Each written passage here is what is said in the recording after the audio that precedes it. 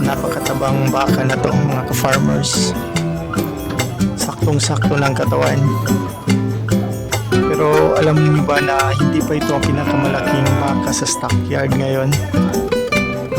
Abangan nyo upload natin later yung pinakamalaking baka today sa stockyard.